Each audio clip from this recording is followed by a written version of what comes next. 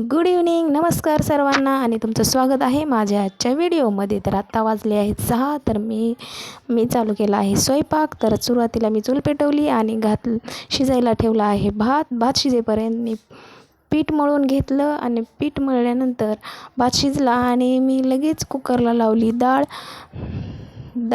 डाळ मी आज सपकवरूनच करणार होते. पटकन मी गरागरा घरटून घेतली डाळ आणि लगेच तिला फोडणी.